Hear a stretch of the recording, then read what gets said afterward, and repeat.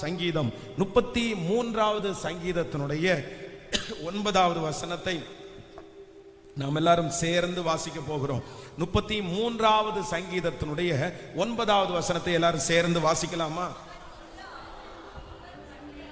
அவர் சொல்ல ஆகும், அவர் கட்டளையிட நிற்கும். எல்லாரும் சேர்ந்து சொல்லலாம்.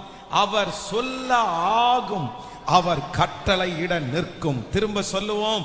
அவர் சொல்ல ஆகும், அவர் கட்டளையிட நிற்கும். ஆமென். கர்த்தருடைய பிள்ளைகளே, இந்த 17வது நாள் ஆண்டவர் நமக்கு கொடுக்கிற ஒரு நல்ல வாக்குத்தத்தம், அவர் சொல்ல ஆகும்.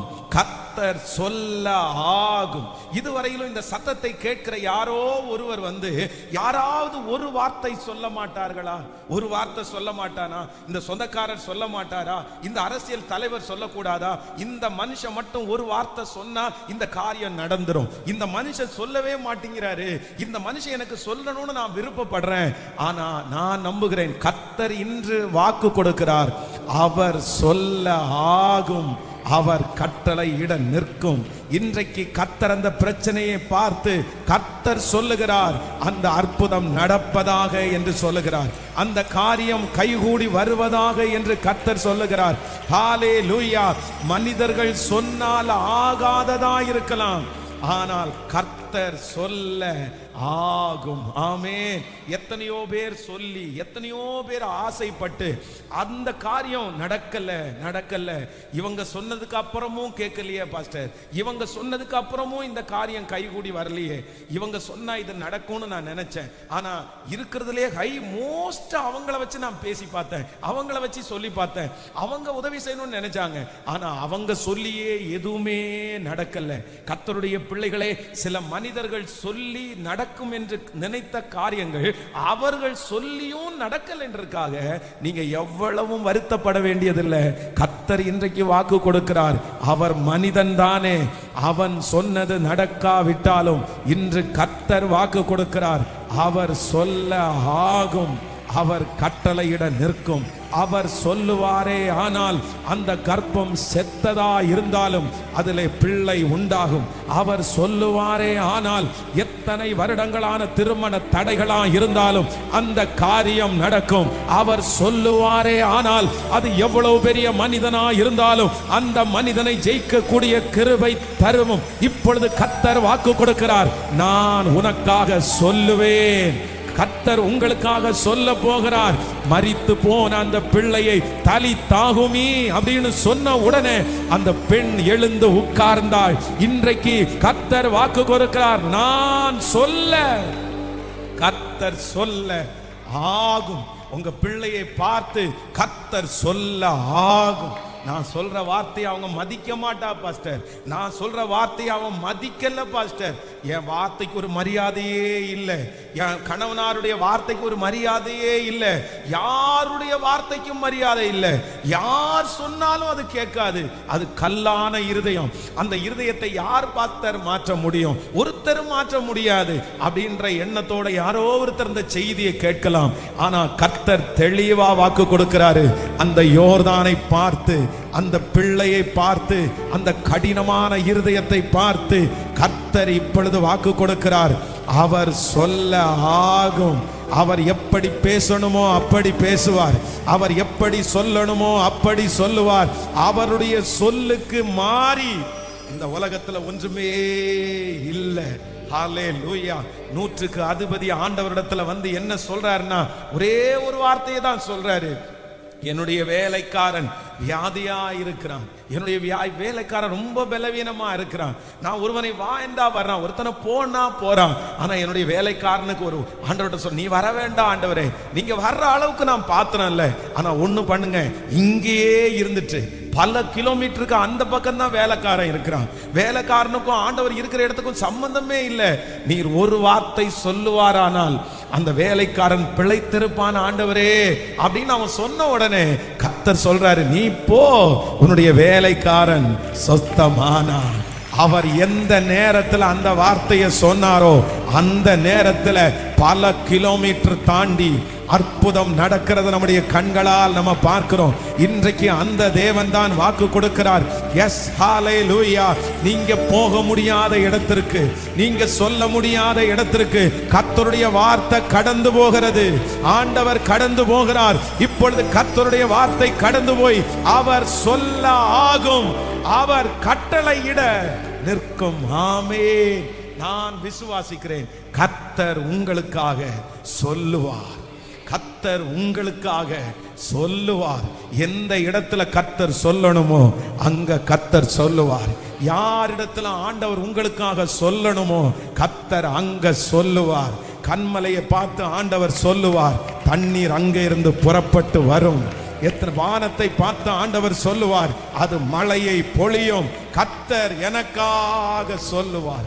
சொல்லுங்க ஒரு 10 டைம் கையை மேல உயர்த்தி, அவர் சொல்ல ஆகும், அவர் கட்டளை இட சொல்லுங்க. எஸ், இது கர்த்தர் நமக்காய் கொடுத்திருக்கிற வார்த்தை. எஸ், வால் தங்கச்சி, உன்னை பார்த்து ஆண்டவர் உங்களை பார்த்து சொல்றாரு, அவர் சொன்னால் ஆகும். எஸ் அப்பாட்ட சொல்லுங்க, நீர் ஒரு வார்த்தை சொல்லுங்கப்பா, நீங்க ஒரு வார்த்தை சொல்லுங்கப்பா, இப்போ பிழைத்திருன்னு சொல்லுங்கப்பா, இப்ப எப்பாத்தான்னு சொல்லுங்கப்பா. ஓ ஹalleluya. இப்ப தலி தாகுமி அப்படின்னு சொல்லுங்கப்பா, இப்போ அந்த கர்ப்பம் திறக்கட்டும்னு சொல்லுங்கப்பா. கடலே அமைதலாயிரு, இறையாதே அப்படின்னு சொல்லுங்கப்பா. ஹalleluya. அவர் சொல்ல ஆகும். சீசர்கள் எல்லாரும் கொந்தளிக்கிற கடல்ல இருக்கிறாங்க.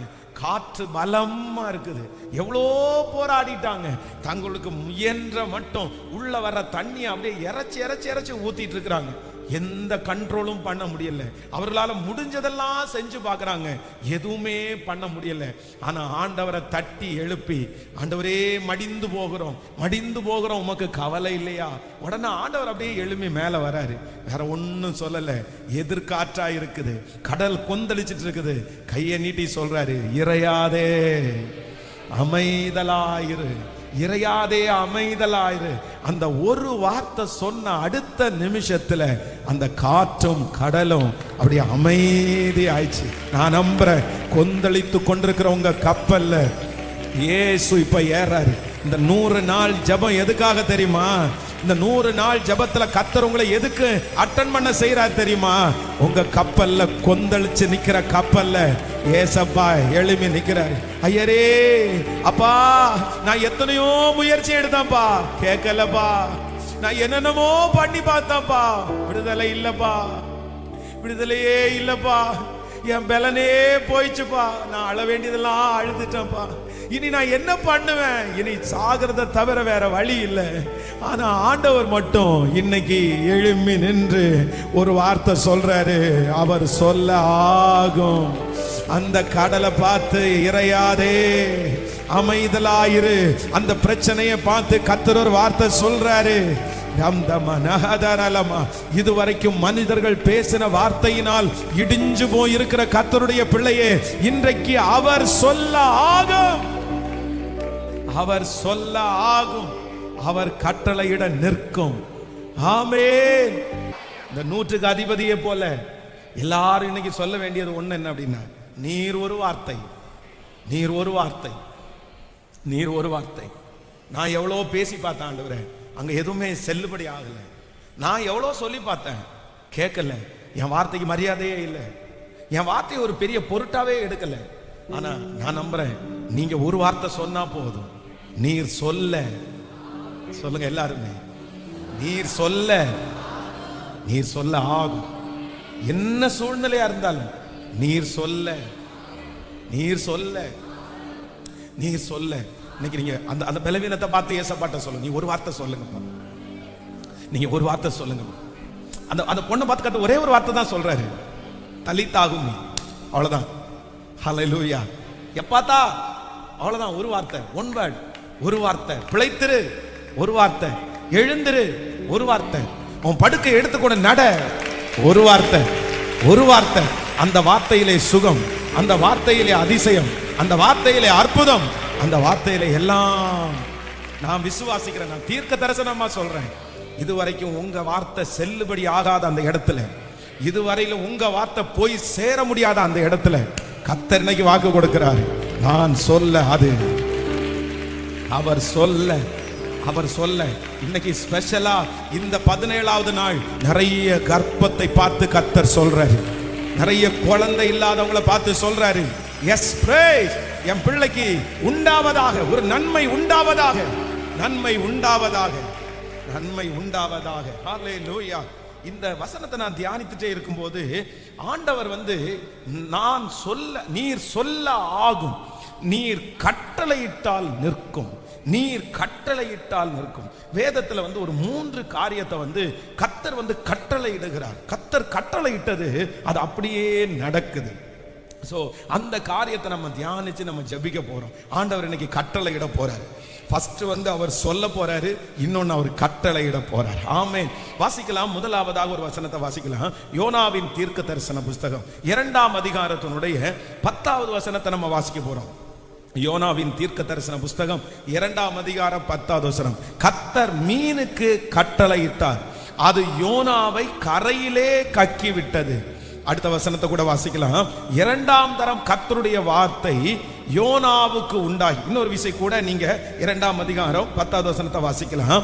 கர்த்தர் மீனுக்கு கட்டளையிட்டார், கர்த்தர் மீனுக்கு கட்டளையிட்டார், அது யோனாவை கரையிலே கக்கி விட்டது. ஹல்லேலூயா. கர்த்தருடைய பிள்ளைகளே, இந்த யோனாவின் தீர்க்க தரிசன புஸ்தகத்துல வேதம் சொல்லுது, ஆண்டவர் மீனுக்கு கட்டளையிட்டார். கர்த்தர் மீனுக்கு கட்டளையிட்டார். இந்த யோனாவினுடைய சம்பவம் நமக்கு எல்லாருக்கும் தெரியும். இந்த யோனா ஆண்டவருடைய வார்த்தைக்கு கீழ்ப்படியாமல், அப்படின்னா நினிவேவுக்கு ஆண்டவர் போக சொல்வாரு. ஆனா இவன் நினிவேவுக்கு போகாம தர்ஷீஷுக்கு அவன் கப்பல் ஏறான். ஆனா அந்த இடத்துல அந்த கப்பல் பெரிய கொந்தளிப்பு உண்டாகுது. சரி, இந்த கொந்தளிப்பு நீங்கிறதுக்கு நாங்க என்ன பண்ணணும்னு கேட்கும்போது, என்ன தூக்கி கடல்ல போடுங்க, அவ்வளவுதான், கொந்தளிப்பு சரியாயிரும் சொன்ன உடனே அவங்க எல்லாரும் தூக்கி இப்ப கடல்ல போட்டாங்க. கடல்ல போட்ட உடனே வேதம் சொல்லுது, கர்த்தர் அங்கே ஒரு பெரிய மீனை அனுப்புறாரு.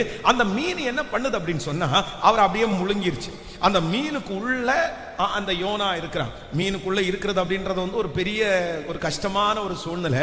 அந்த மீனுக்குள்ள 3 நாட்கள் இருந்து முழங்கால் படியிட்டு தன்னுடைய பாவத்தை அறிக்கையிட்டு மன்னிப்பு கேட்டு ரொம்ப ஜெபம் பண்றாரு. ஆனா இப்ப ஆண்டவர் என்ன பண்றாரு அப்படின்னு சொன்னா, அந்த மீனுக்கு கர்த்தர் கட்டளை இடுகிறார்.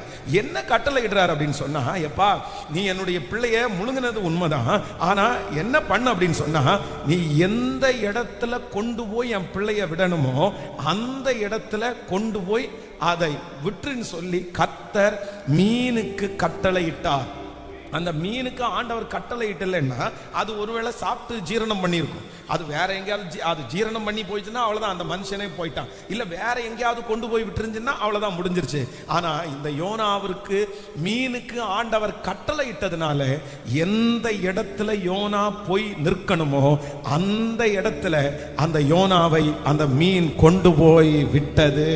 நான் நம்புறேன் ஆண்டவர் இன்றைக்கு நம்ம எல்லாருடைய வாழ்க்கையும் பார்த்து கர்த்தர் ஒரு கட்டளை கொடுக்கிறார். கர்த்தர் கட்டளையிடுகிறார். என்ன நடக்க போகுது அப்படின்னு சொன்னா, நீங்க நிறைய பேர் வழிமாறி போயிருக்கலாம், நீங்க நிறைய பேர் தெரியாத பாதையிலே நீங்கள் தெரிஞ்சிருக்கலாம். உங்க பாதை இல்லாம, உங்க தரிசனம் இல்லாம, உங்களுடைய எதிர்காலமே இல்லாம ஏதோ ஒரு தர்ஷீசுக்கு நேராக உங்களுடைய பிரயாணம் தொடர்ந்துட்டே இருக்கலாம். அந்த பிரயாணத்துல உங்களுக்கு தெரியலாம், நான் ஆண்டவருடைய சித்தத்தின்படி வரல, நான் ஆண்டவருடைய விருப்பத்தின்படி நான் வரல, நான் வழி மாறிட்டேன், நான் வழி தவறிட்டேன், நான் இப்படியே போனா என்னுடைய நான் அடைய முடியாது. ஆனால் ஆண்டவர் இன்று கர்த்தர் கட்டளை இடுகிறார். நமக்கும் நம்முடைய பிள்ளைகளுக்கும் கர்த்தர் எந்த கப்பல் நம்மை ஓட்டி செல்லுகிறதோ, எந்த வாழ்க்கை நம்ம கொண்டு போகிறதோ, கர்த்தர் அதற்கு கட்டளை இடுகிறார்.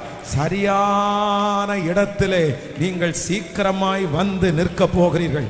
இந்த ஜெபம் முடிகிறதற்கு முன்னே கர்த்தர் உங்களுடைய கரத்தை பிடித்து உங்களுக்கான பாதையிலே, உங்களுக்கான தரிசனத்திலே, உங்களுக்கான இடத்திலே கர்த்தர் கொண்டு வருவேன் என்று கர்த்தர் வாக்கு கொடுக்கிறார். கைகளை மேலே தட்டி ஆமென், ஹல்லேலூயா, நல்ல கரங்களை தட்டி ஆமென்.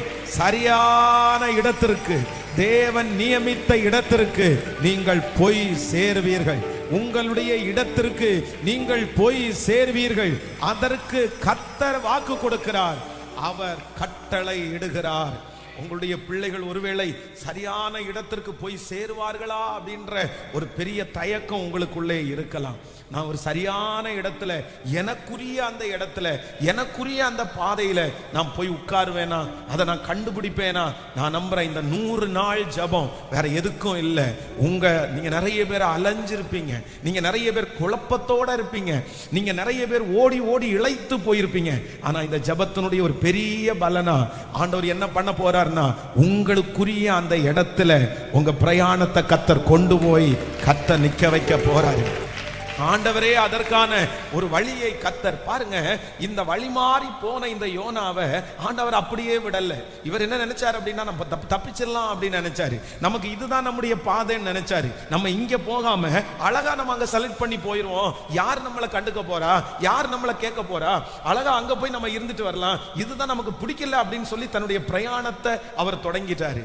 ஆனா கர்த்தர் ஒரு மீனுக்கு கட்டளை இட்டு, ஆண்டவர் அந்த மீனிடத்துல என்ன சொல்றாரு அப்படின்னு சொன்னா, நீ எந்த ஊர்ல வேணாலும் சுத்தலாம், நீ எவ்வளவு கரைக்கு வேணாலும் போயிட்டு வந்திருக்கலாம், ஆனா இப்போ நீ என் பிள்ளைய வயிற்றுல வச்சிருக்கிற, நான் உனக்கு கட்டளை இடுகிறேன், என் பிள்ளைய எங்க கொண்டு போய் விடு அப்படின்னு சொன்னா, நினிவேயினுடைய பஸ் ஸ்டாண்ட்ல கொண்டு போய் நீ விட்டுரு, அந்த இடத்துல கொண்டு போய் விட்டுரு, வேற எங்கேயும் நீ போடக்கூடாது.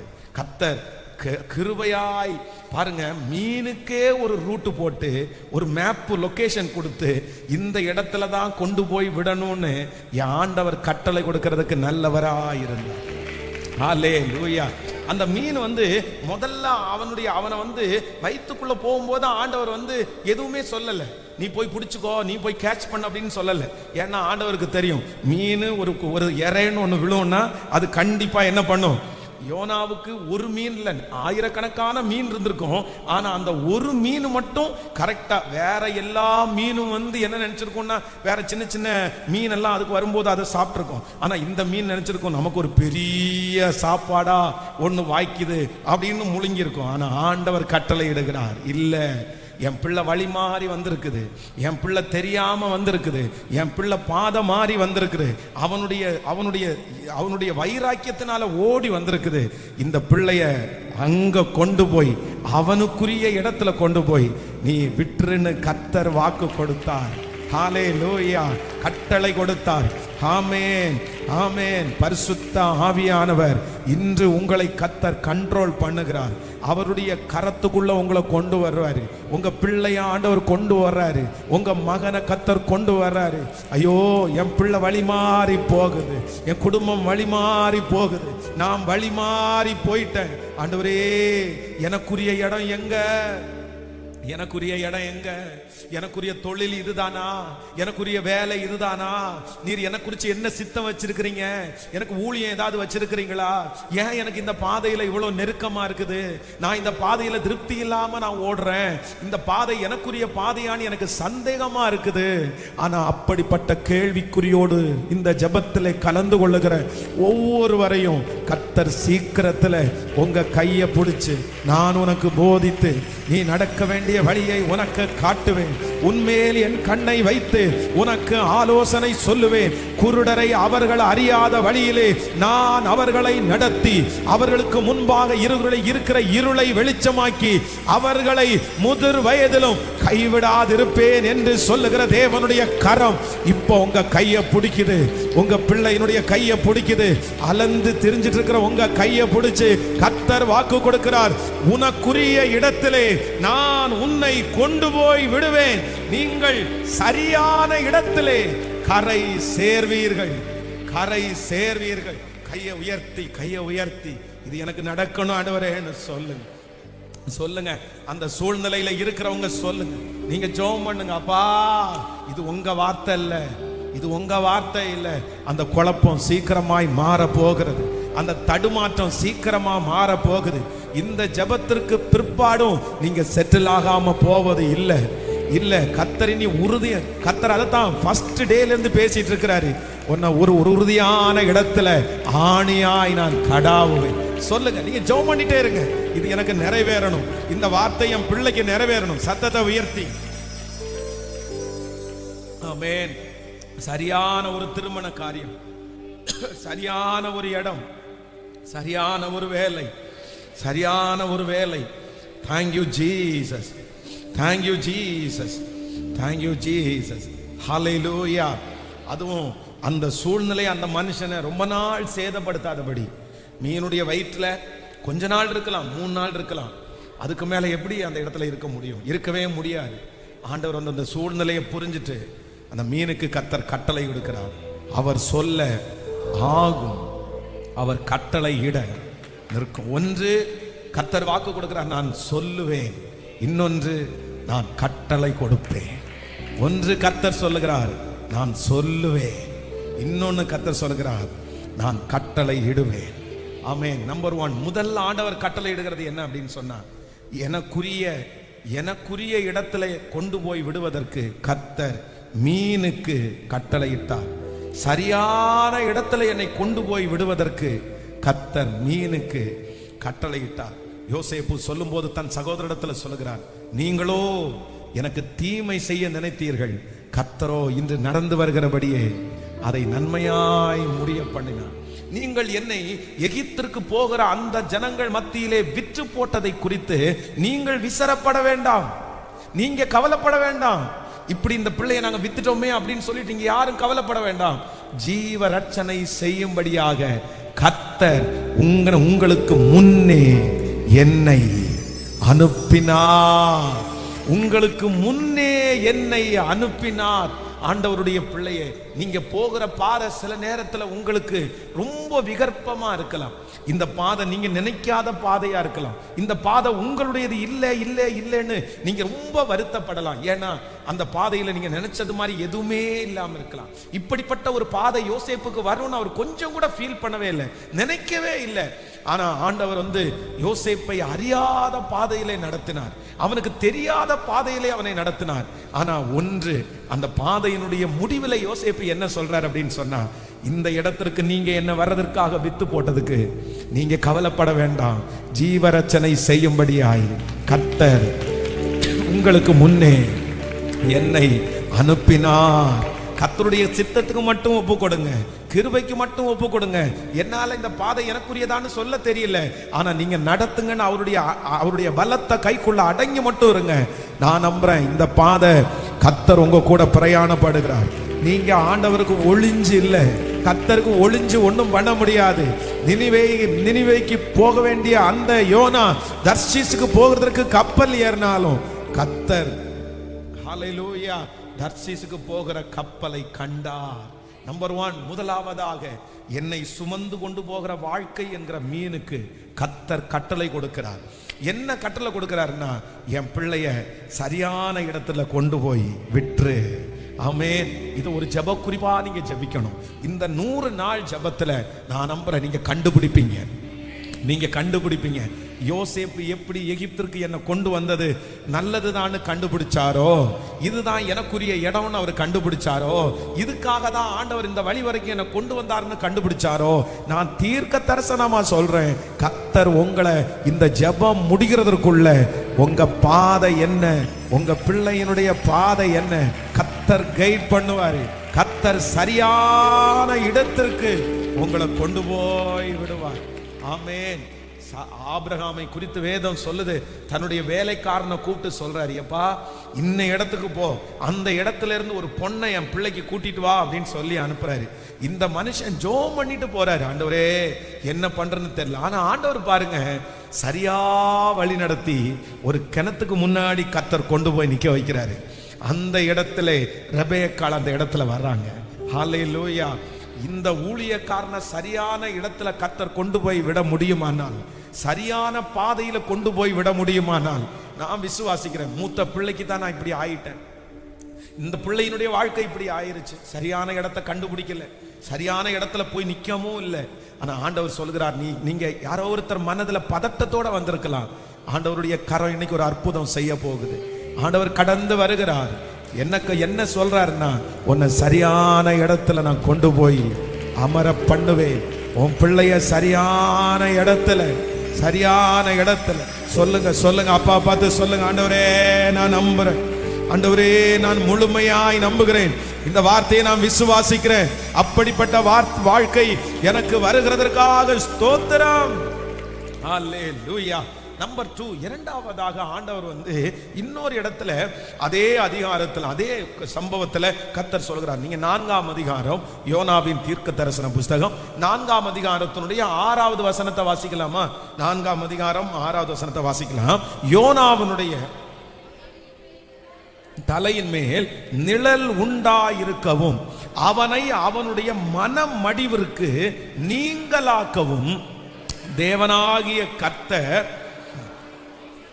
ஒரு ஆமணக்கு செடியை கட்டளையிட்டு அதை அவன் மேல் ஓங்கி வளர பண்ணினார். அந்த ஆமணக்கின் மேல் யோனா மிகவும் சந்தோஷப்பட்டான். கர்த்தருடைய பிள்ளைகளே, நம்பர் 1, முதலாவதாக இந்த யோனாவினுடைய வாழ்க்கையிலே கர்த்தர் மீனுக்கு கட்டளை இடுகிறார். அப்ப அந்த மீன் என்ன பண்ணுது அப்படின்னு சொன்னா, அவனை சரியான இடத்துல கொண்டு போய் கக்கி போட்டது. அப்படின்னா சரியான இடத்துல கொண்டு போய் விட்டுருச்சு. அலைஞ்ச வழிமாறின தடம்புரண்ட தன்னுடைய சித்தமே இல்லாத, தன்னுடைய தரிசனமே இல்லாத, தன்னுடைய ஃபியூச்சரே இல்லாத ஒரு இடத்துல ஓடுன அந்த யோனாவை கர்த்தர் ஒரு மீனுக்கு கட்டளையிட்டு சரியான இடத்துல ஆண்டவர் கொண்டு போய் விடுறாரு. இரண்டாவதாக வேதம் சொல்லுது, ஆண்டவர் இரண்டாவது யாருக்கு கட்டளை இடுறாருன்னா ஆமணக்குக்கு கட்டளை இடுகிறார். யோனாவினுடைய தலையின் மேல் நிழல் உண்டாயிருக்கவும் அவனை அவனுடைய மனம் மடிவதற்கு நீங்களாக்கவும் தேவனாகிய கர்த்தர் ஒரு ஆமணக்கு செடியை முளைக்க கட்டளையிட்டு அதை அவன் மேல் ஓங்கி வளர பண்ணினார். அந்த ஆமணக்கின் மேல் யோனா மிகவும் சந்தோஷப்பட்டான். நம்பர் 2, நான் நம்புகிறேன் கர்த்தர் வாக்கு கொடுக்கிறார். உங்களுக்கு ஒரு ஆமணக்கு செடியை கர்த்தர் உங்களுக்கு கட்டளையிட போகிறார். ஒரு நன்மையை கர்த்தர் கட்டளையிட போகிறார். அந்த ஆசீர்வாதத்தின் நிமித்தம் உங்களுடைய டயர்டெல்லாம் மாறி, ஆமென், உங்களுடைய மன மடிவிற்கு உங்களை நீங்களாக்கி உங்களுடைய தலையின் மேல் நிழல் உண்டாகிறதற்கு, நீங்க சந்தோஷப்படுவதற்கு கர்த்தர் வாக்கு கொடுக்கிறார். நான் ஒரு நன்மைக்கு கட்டளை இடுவேன். ஒரு நன்மை நம்மை தேடி வரும். நிழல் உண்டாக்குற ஒரு நன்மை தேடி வரும். ஹல்லேலூயா. உங்களுக்கு மன மடிவை மாற்றுகிறது போல ஒரு நன்மையை கர்த்தர் அனுப்புவார். ஹல்லேலூயா. ரொம்ப அழகான ஒரு சம்பவம் பாருங்க. ஆண்டவர் என்ன பண்றாருன்னா, அவன் பிரயாசப்படாதவன்.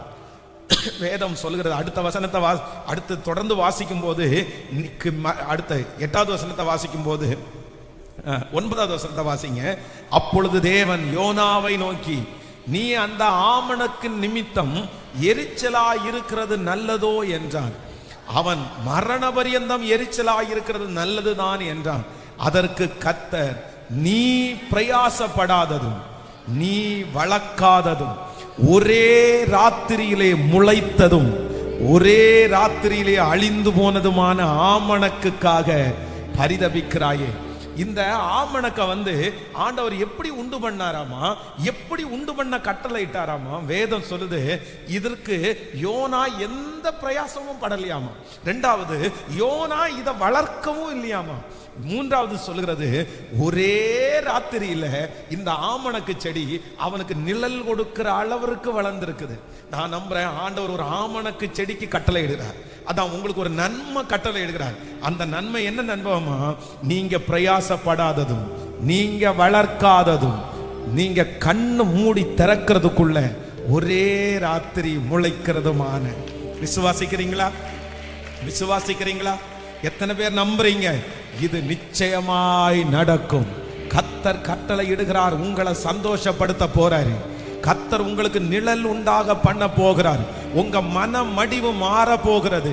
இந்த ஜெபம் முடிகிறதுக்குள்ள உங்க மனம் மடிஞ்சு சோர்ந்து போயிருக்கிற அந்த சோர்வுகளை மாத்திர மாதிரி, நீங்க நிழலில் இளைப்பாறுகிறது மாதிரி, நீங்க சுகமா தங்கி இருக்கிறது மாதிரி கர்த்தர் சொல்கிறார், நீ பிரயாசப்படாததும் நீ வளர்க்காததும். அதுக்குத்தான் வேதம் சொல்லுகிறது, காற்று இல்ல, மழை இல்ல, ஆனா உன் வாய்க்கால்கள் தண்ணீரால் நிரப்பப்படும். அதுதான் முதல் வசனம் சொல்லுகிறார். இல்லாதவைகளை இருக்கிறது போல் அழைக்கிற கர்த்தர், கர்த்தர் வாக்கு கொடுக்கிறார்.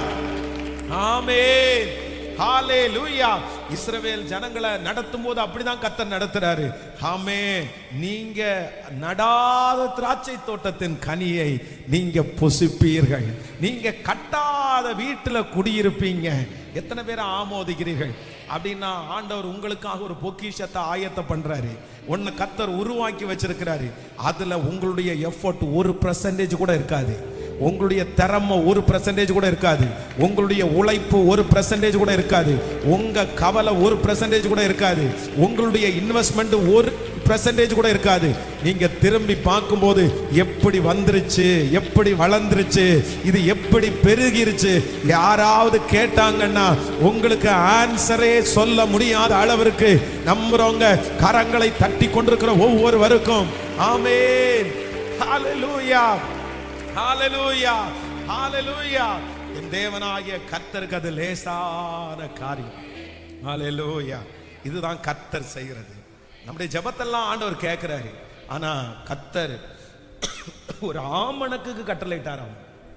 அது வேதம் சொல்லுகிறது, யோனா பிரயாசப்படாதது, யோனா வளர்க்காதது, ஒரே ராத்திரியில முளைத்ததுமான. இந்த வசனத்தை அப்படியே நீங்க நம்பி ஜெபம் பண்ணுங்க, நம்பி ஜெபம் பண்ணுங்க. ஆண்டவர் தரப்போறாரு, நிச்சயமா தரப்போறாரு. ஆண்டவர் உதிக்கிறவனுடைய வெளிச்சத்தின் இடத்திற்கு ராஜாக்கள் ஜனங்கள் நடந்து வருவார்கள் என்று வேதம் சொல்லுகிறது. இப்போ அப்படிதான் இந்த சத்தத்தை கேட்கிற நிறைய பேர் அப்படிதான். பிரதர், உங்களுக்கு இந்த டேலண்ட் எங்க இருந்து வந்துச்சு? உங்க அப்பா இந்த மாதிரி தான் இருந்தாரா? இல்ல உங்க குடும்பத்துல யாராவது இப்படி இருந்தாங்களா? யார் உங்களுக்கு கற்றுக் கொடுத்தது அப்படின்னு உங்கள்கிட்ட கேட்டா நீங்க என்ன சொல்லுவீங்க? என்ன சொல்லுவீங்க? எங்க இருந்து வந்துச்சு இது? எங்க இருந்து வந்துச்சு? உங்க ஜெபத்துல வந்துருச்சா? இல்ல உங்க உபவாசத்துல வந்துச்சா? நீங்க என்ன சொல்லுவீங்க தெரியுமா? தெரியவே இல்லை, எல்லாம் ஆண்டவருடைய கிருபை பிரதர், எல்லாம் ஆண்டவருடைய தயவு பிரதர். இத்தனை நாட்களும் உங்களுக்கு நிறைய பேருக்கு வந்த ஆசீர்வாதம் அது உங்களுடையது அல்ல, அது உங்களுடைய டேலண்ட்னால உண்டானது அல்ல, அது உங்களுடைய முயற்சினால வந்தது அல்ல. எப்படி வந்துச்சுன்னே தெரியாது. ஹalleluya.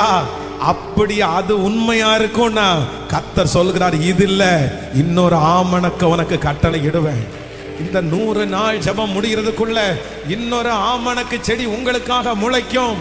அந்த ஆமணக்கு செடி ஹalleluya, நீங்கள் நடாதது, நீங்கள் பிரயாசப்படாதது, ஒரே ராத்திரியிலே முளைக்கிறதுமான அந்த ஆமணக்கு செடியை கர்த்தர் உங்களுக்கு நிழலுண்டாக, கர்த்தர் உங்களை நிழலுண்டாக, உங்களுடைய ஆறுதலுக்காக, உங்க சந்தோஷத்திற்காக கைகளை உயர்த்தி நான் நம்புற ஆண்டவரேன்னு சொல்லுங்க, முழு பலத்தோட சொல்லுங்க, நான் விசுவாசிக்கிறேன். நீங்க விசுவாசித்தால் தேவனுடைய மகிமையை காண்பீர்கள். நீங்க விசுவாசித்தால் தேவனுடைய மகிமையை காண்பீர்கள்.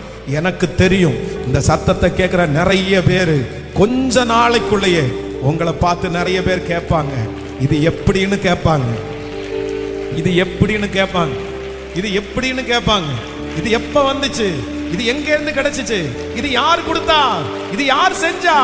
நீங்க கைய மேல உயர்த்தி சொல்லுவீங்க. என்ன சொல்லுவீங்க? அப்பா, அப்பாட்ட கேளு, அப்பாட்ட கேளு, அப்பாட்ட கேளு, அவருக்கு தான் தெரியும், அவர் தான் கொடுத்தாரு. இதுல என்னுடைய பிரயாசம் கொஞ்சம் கூட இல்ல, இதுல என்னுடைய முயற்சி கொஞ்சம் கூட இல்ல, இதுல என்னுடைய செலவு கொஞ்சம் கூட இல்ல. முழுக்க முழுக்க காட்ஸ் கிரேஸ், முழுக்க முழுக்க கர்த்தரின் கிருபை, முழுக்க முழுக்க அமேசிங் கிரேஸ், முழுக்க முழுக்க காட்ஸ் கிஃப்ட். சொல்லுங்க கையை உயர்த்தி ஆமென். இது நடக்கணும், இது நடக்கணும், இது நடக்கணும். கர்த்தரால் ஆகாத காரியம் இல்ல. ஜெபிக்க ஜெபிக்க தான் நடக்குது. அந்த பிரசன்னம் இந்த இடத்துல அசைவாடுகிறத நான் பார்க்கிறேன். இந்த சத்தத்தை கேட்கிறவங்களுக்கு நடக்கிறத விடாதீங்க பிரதர். நல்ல ஜெபம் பண்ணி அதை சுதந்திரிங்க பார்க்கலாம். ஜீசஸ் ஜீசஸ் ஜீசஸ் ஹalleluya. இவ்வளவுதான் சத்தமா? சத்தத்தை உயர்த்தி விசுவாசத்தோட ஹalleluya ஹalleluya. சுதந்தரித்துக் கொள்ளுங்க, சுதந்தரித்துக் கொள்ளுங்க. இஸ்ரவேல் ஜனங்களுக்கு கர்த்தர் அதைத்தான வாக்கா கொடுக்கிறாரு. நீ நடாத திராட்சை செடியின் பலனை நீ புசிப்ப, புசிப்ப. நீ கட்டாத வீட்டுல நீ குடி இருப்ப. இது நடக்கும், இது நடக்கும். நீங்க இலவசமா, ஓ ஹalleluya, நீங்க அப்படியே ஈஸியா லதரம் தனமுரஹதலரம் லதரலரம் முதுலஹதரம். நன்றி அப்பா, நன்றி.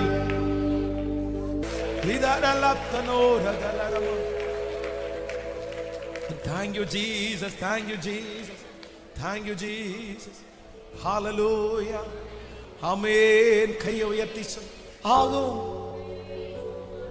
எல்லாம் ஆகும் உம்மாலேதான். உங்க குரல் மட்டும் கேட்கட்டுமே, ஆகும்னு சொல்லுங்க. அப்பா பார்த்து உம்மாலேதான். சத்தமா சொல்லுங்க, ஆகும். நன்றி அப்பா. ஆமென். நான் எல்லாம் சொல்லுங்க, ஆகும். நன்றி. உம்மாலேதான் எல்லாம் ஆகும். ஆமென். அவர் சொல்ல ஆகும், அவர் கட்டளை இட நிற்கும். அவர் சொல்ல ஆகும், அவர் கட்டளை இட நிற்கும். இந்த வார்த்தையை நாளைக்கு நீங்க மறுபடியும் சாயந்தரம் இந்த ஜெபத்துக்கு வர்றதுக்கு முன்னாடி குறைஞ்சது ஒரு 500 விஷயாவது சொல்லணும். நீர் சொல்ல ஆகும், நீர் கட்டளையிட நிற்கும். நீர் சொன்னா போதும் ஆண்டவரே, நீங்க கட்டளையிட்டா போதும் ஆண்டவரே. உங்களுக்கு மிஞ்சி என்ன சக்தி இருக்குது? உங்களுக்கு மிஞ்சி என்ன வலிமை இருக்குது? உங்களுக்கு மிஞ்சி யார் இருக்கா? யார் இருக்கா? யாரும் இல்லை. உங்களுக்கு மிஞ்சி யாரும் இல்லை. ஆமென். நம்பர் 1, முதலாவதாக ஆண்டவர் ஒரு மீனுக்கு கட்டளை இடுகிறார். அந்த மீன் என்ன பண்ணிச்சு அப்படின்னு சொன்னா, சரியான லொகேஷன்ல தேவ பிள்ளைய கொண்டு போய் விட்டுருச்சு. வழிமாறி போய் திணறி போய் என்ன பண்றன்னு தெரியாத பிள்ளைய, நீ இங்க தாண்டா போகணும், இது தாண்டா உனக்கு எதிர்காலம், இது தாண்டா உன் ஊழியம், அந்த சரியான இடத்துல கர்த்தருடைய கட்டளை கொண்டு போய் நிறுத்திடுச்சு. நம்பர் 2, இரண்டாவதாக கர்த்தர் கட்டளை இடுகிறார். என்ன கட்டளை இடுகிறார்னா, ஒரே ராத்திரியில வேதம் சொல்கிறது அவனுக்கு நன்மை உண்டாகும்படி, அவனுடைய சோர்வெல்லாம் மாறும்படி கர்த்தர் அவன் நடாததும் அவன் பிரயாசப்படாததும் ஒரே ராத்திரியிலே முளைத்ததுமான. ஆமென். அதுல ஆண்டவர் ரொம்ப அழகா ஒண்ணு பேசினாரு. நீங்க எல்லாருமே சொல்லுவீங்க, உங்க எல்லாத்தையுமே கேட்பாங்க. என்ன கேட்பாங்கன்னா, இந்த வார்த்தையை வெகு சீக்கிரத்தில் கேட்பாங்க. இது தீர்க்க தரிசனமான வார்த்தையானு கூட நீங்க எடுத்துக்கணும். கேட்பாங்க. என்ன கேட்பாங்கன்னா, பிரதர் இது எப்படி பிரதர், சிஸ்டர் இது எப்படி சிஸ்டர், என்ன பண்ணீங்க பிரதர், நீங்க என்ன பண்ணீங்க, இந்த உயரத்துக்கு நீங்க என்ன பண்ணீங்க, இந்த ஆசீர்வாதத்துக்கு நீங்க என்ன பண்ணீங்க, இந்த இவ்வளவு தூரம் ஆண்டவர் நடத்துறதுக்கு நீங்க என்ன எப்படி இழுத்தீங்க, எப்படி இதை? நீங்க ஒரு வார்த்தை மட்டும்தான் சொல்லுவீங்க, எனக்கு எதுவும் தெரியாது பிரதர். இல்லை நீங்க ஜெபம் பண்ணீங்களா, இல்லை முழங்கால் போட்டீங்களா, இல்லை உபவாசம் இருந்தீங்களா, தெரியல பிரதர், தெரியல பிரதர். அது அவருடைய கரத்தாலே உண்டானது. என்னுடைய பிரயாசம் அதுல ஒண்ணுமே இல்லை. என்னை விட பிரயாசப்படுறவங்க நிறைய பேர் இருக்காங்க, என்னை விட ஜெபம் பண்றவங்க நிறைய பேர் இருக்காங்க, என்னை விட உழைக்கிறவங்க நிறைய பேர் இருக்காங்க பிரதர். ஆனா என் கையில வாய்க்கணும்னு கர்த்தர் வச்சிருந்திருக்கிறாரு. இது நிச்சயமா என் பலன் அல்ல, இது கர்த்தர் பலன். கர்த்தர் பலன் உங்களை கொண்டே கர்த்தர் செய்ய வைப்பார். எந்த செய்தியை நீங்க விட்டாலும் சரி, இந்த செய்தியை மட்டும் நீங்க விடாதீங்க. எனக்கு இந்த செய்தியை தியானிக்கும் போது, பிரசங்கம் பண்ணும்போது அவ்வளோ மகிழ்ச்சியா இருக்குது. அன்று எவ்வளவு நல்லவர் இல்ல. ஹல்லேலூயா. நீ நடாததும் நீ பிரயாசப்படாததும். ஹல்லேலூயா. நம்பர் 3, மூன்றாவதாக ஆண்டவர் ஒண்ணுக்கு கட்டளை இடுகிறார். வாசிக்கலாம். மத்தேயு எழுதின சுவிசேஷம் 14ஆம் அதிகாரத்தினுடைய 28வது வசனத்தை வாசிக்கலாம். மத்தேயு எழுதின சுவிசேஷம் 14ஆம் அதிகாரம் 28வது வசனம். பேதுரு அவரை நோக்கி, ஆண்டவரே நீரே யானால் நான் ஜலத்தின் மேல் நடந்து உம்மிடத்தில் வர கட்டளையிடும் என்றான். அதற்கு அவர் வா என்றான். அப்பொழுது பேதுரு படவை விட்டு இறங்கி இயேசுவினிடத்திற்கு போக ஜலத்தின் மேல் நடந்தான். ஜலத்தின் மேல் நடந்தான். ஹல்லேலூயா. இதுவரைக்கும் அந்த ஜலத்திற்கு ஒரு குணம் இருக்குது, தண்ணிக்கு ஒரு குணம் இருக்குது. தண்ணிக்கு என்ன குணம் இருக்குது?